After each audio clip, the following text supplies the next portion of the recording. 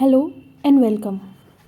तो आज हम लोग जो है दिल्ली सल्तनत के आखिरी पार्ट को कर रहे हैं, causes of downfall of the सल्तनत। क्यों एक्चुअली सल्तनत जो है वो ख़त्म हो गया। डिसइंटीग्रेशन ऑफ द सल्तनत ऑफ दिल्ली ले in the logic of history.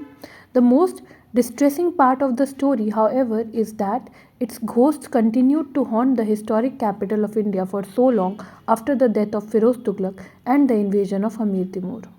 The Sultanate reached the maximum dimensions and zenith of its glory during the early part of Muhammad bin Tughlaq's reign.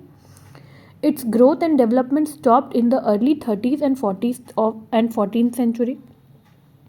The first crack in the solidarity appeared in 1335-36 when Sultan failed to suppress revolt of governor in Malabar, which led to the birth of first breakaway Muslim state in far south. It signaled outbreak of revolt in various parts of the Turkish Empire. The objective of these leaders faced by Muhammad bin Tughlaq after 1335 were to carve out independent state and secede from the imperial government of India. A major part of the southern peninsula was cut off from Delhi and the rest of the Sultanate was in ferment when Muhammad bin Tughlaq breathed his last. Firoz Tughlaq failed to stem the rot that had set in, and his death in 1388, the Sultanate ceased to exist except in name. Muhammad bin Tughlaq and Firoz Tughlaq were responsible to a considerable extent for the ultimate decline and disintegration of the Sultanate, albeit they are not the only villains of the piece in the affair. A number of defects and shortcomings were inherent in the system itself, which were bound to weaken and destabilize the Sultanate sooner or later. Many of these factors have already found mention in the narrative, particularly with reference to overthrow of reigning monarchs and frequent change of dynasties. These may briefly be recapitulated. There was no fixed law or properly recognized convention regarding succession to the throne among the sultans of Delhi. Assumption of the crown depended on the general law of nature, the survival of the fittest. It was a major factor which facilitated the rapid spread of Turkish dominance in India. Nevertheless, excessive application of this principle weakened the monarchy in the long run. The wearing of the crown became a great hazard even for the best and most capable princes. The whole age of the Sultanate was characterized by frequent change of ruler and ruling dynasty. The sultans, on the whole, comprised a race of cutthroats. The princes and ambitious nobles killed their near and dear ones and liquidated the entire family of their parents, friends, patrons for the attainment of the throne.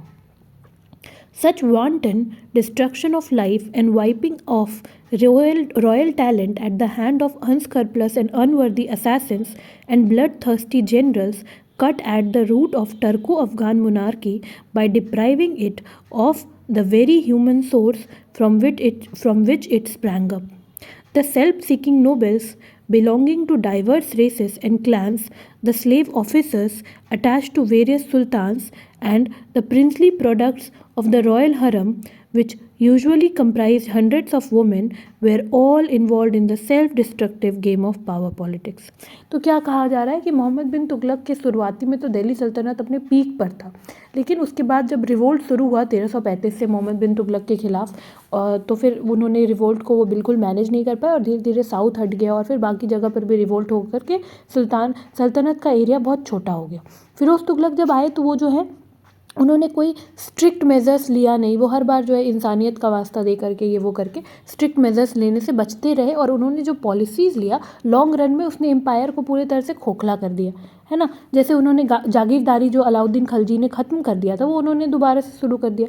इससे क्या हुआ, Nobel strong होने लगे सुल्तान के comparison में। ये सारी तो एक कारण थी ही, बट बस इन्हीं दोनों को विलन बना देना दिल्ली सल्तनत के ख़त्म होने का, ये एक बेवकूफ़ी होगी। तो बाकी कुछ और भी कारण हैं जो हमें देखने हैं। पहला कारण ये है कि कोई भी फिक्स्ड लॉ नहीं था कि कौन सुल्तान के बाद आएगा कौन, है ना। सर्वाइवल ऑफ द फिटेस्ट वाली बात थी कि हमने पहले भी ये चीज़ डिस्कस की है। तो तख्त के लिए जो है नोबेल्स अपने पैटर्न को मार देते थे, भाई भाई को मार देता था, बेटा बाप को मार देता था, ये बहुत ही कॉमन बात थी, है ना। हर कोई हरम में भी वोमेन जो है वो एक दूसरे से ज़्यादा पावरफुल होने के लिए जो है लड़ती रहती थी। मतलब हर जगह पे ना क्या था, हर इंसान जो है वो अपना चाहता था, कोई एज अ होल एम्पायर का नहीं देखता था।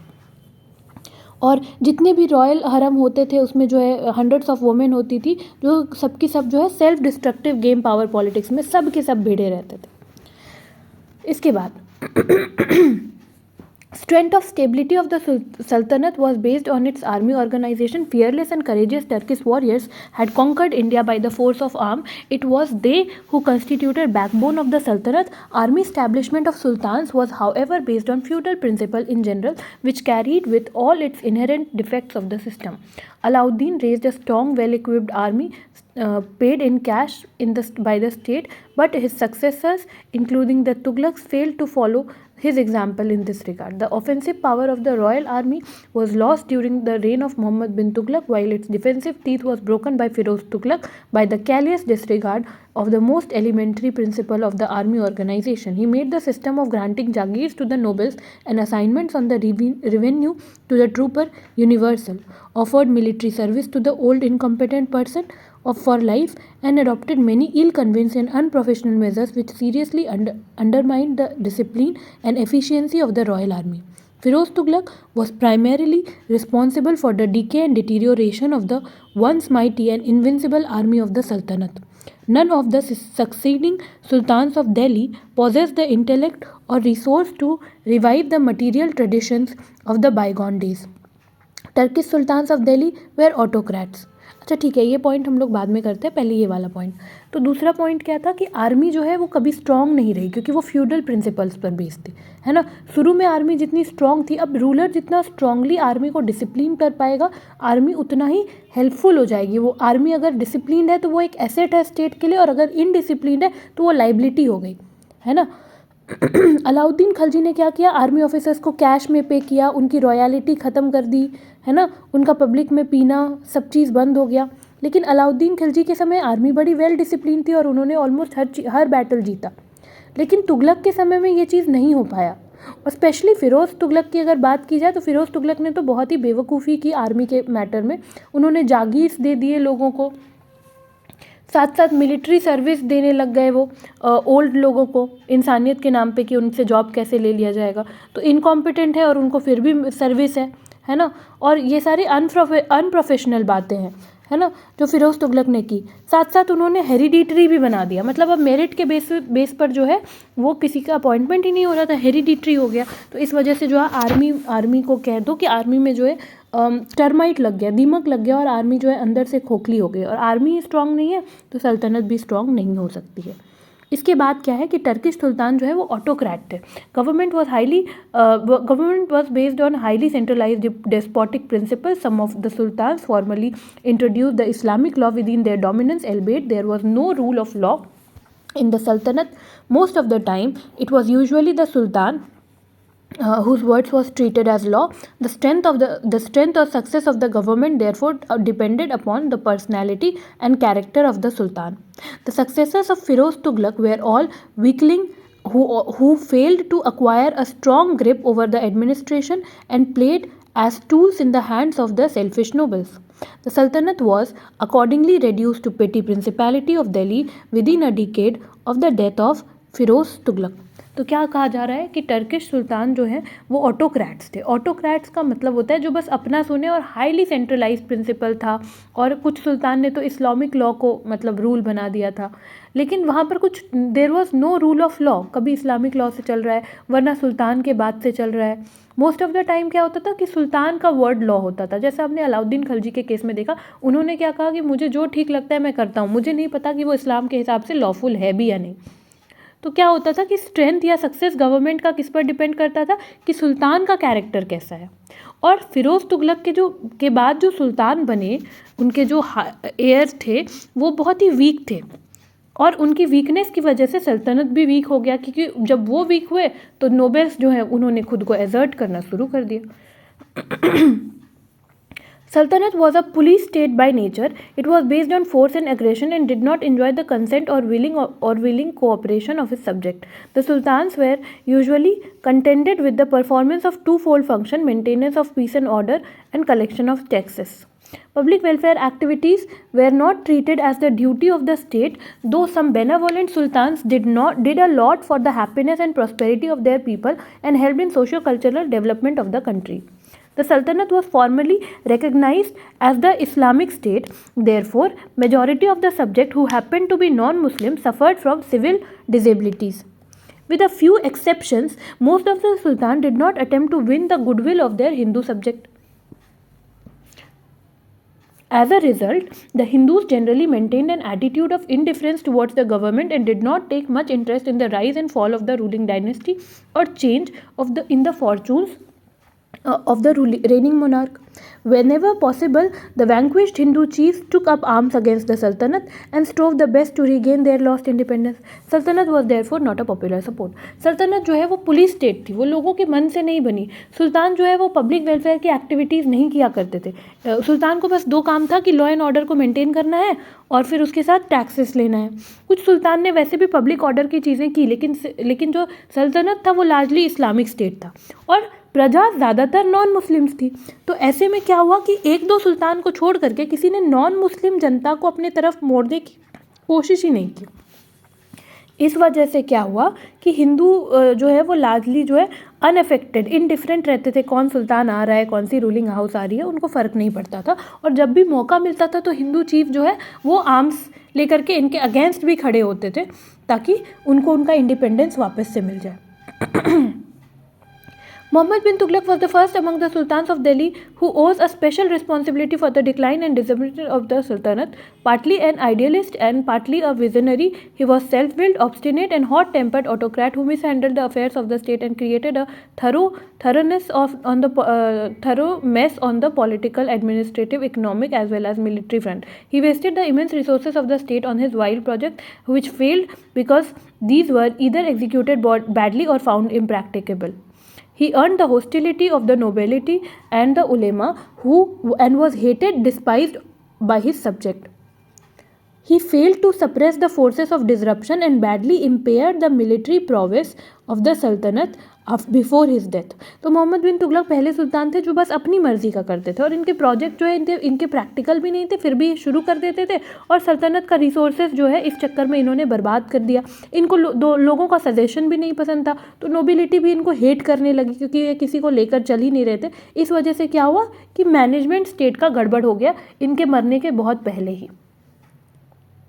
Of course, there is some force in the argument that the vastness of the empire reached during the first decade of Muhammad bin Tughlaq's reign carried the seeds of his own decay. In those days, when the means of communication and transport was poorly developed, it must have been an uphill task for the imperial government to exercise effective control over the distant provinces. It encouraged the governors of far-flung provinces to amass the resources in men, material and set themselves as an independent ruler whenever the Sultan was in trouble or the imperial government was caught up. सुल्तान मोहम्मद बिन तुगलक के समय में क्या हुआ था कि दिल्ली सल्तनत जो है वो काफ़ी वास्ट हो गई थी, काफ़ी बड़ी हो गई थी, बहुत फैल गई थी और उस समय कम्युनिकेशन वगैरह इतना डेवलप्ड नहीं था, ट्रांसपोर्ट थी नहीं. तो जो दूर दूर के एरियाज़ थे वहाँ के रूलर्स को क्या लगा कि हम इंडिपेंडेंट हो सकते हैं और क्या कर सकते हैं, दिल्ली सल्तनत से हट के अपना एक इंडिपेंडेंट किंगडम स्टैब्लिश कर सकते हैं.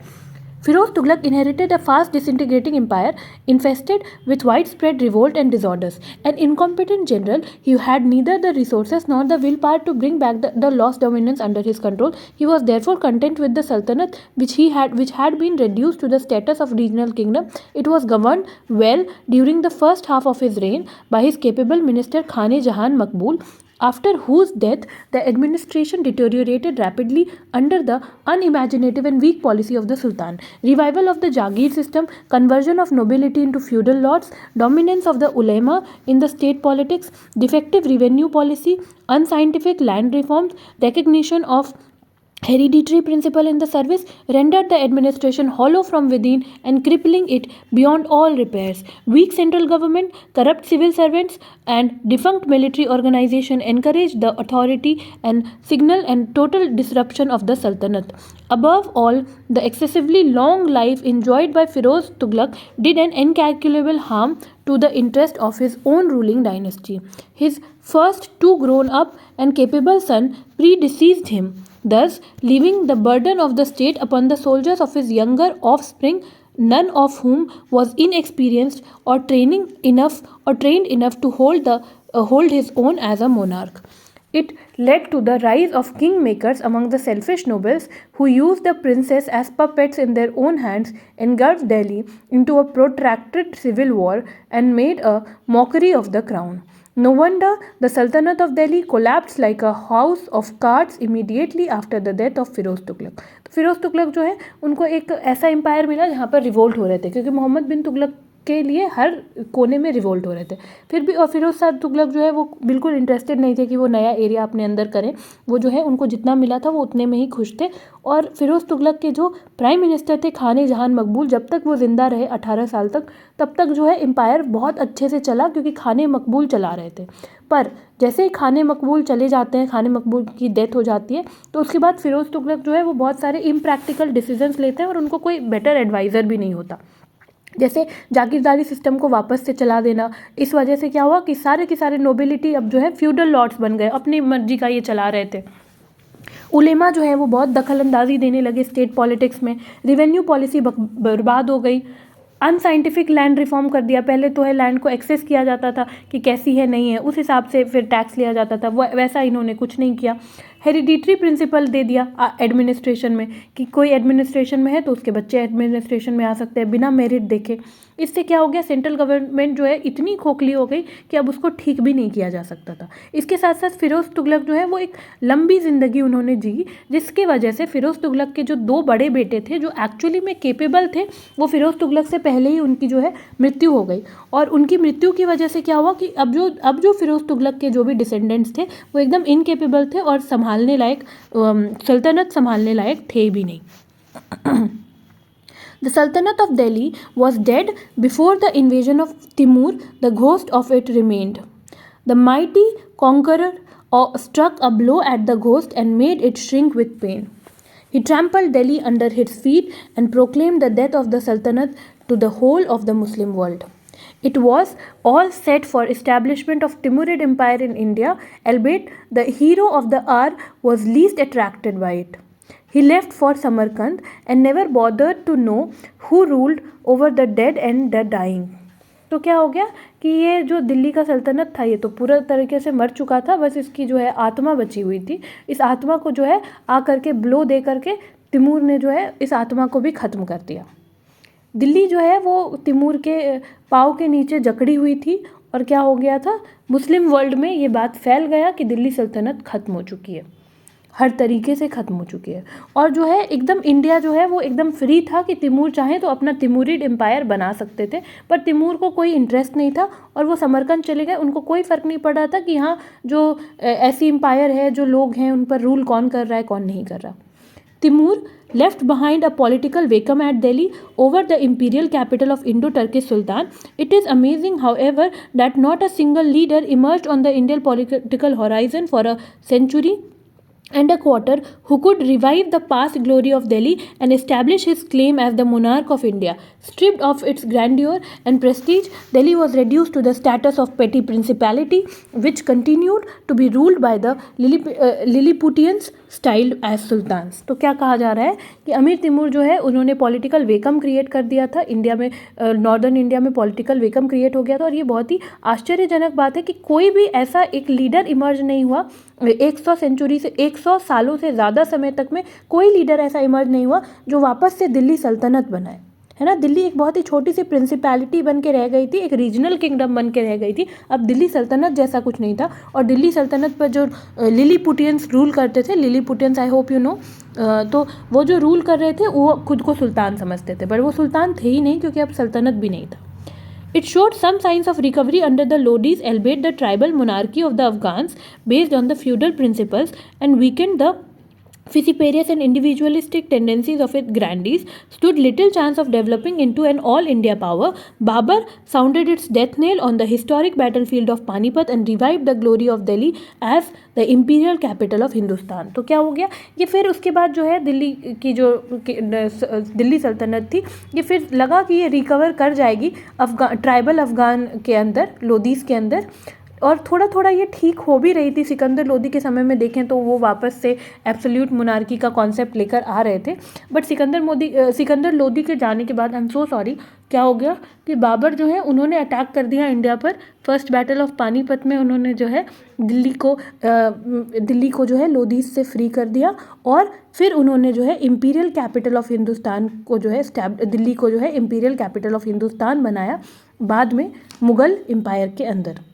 Thank you so much for watching. Thank you. This chapter is done. The next chapter in the row is regional and provincial states, which we will be doing in the next video.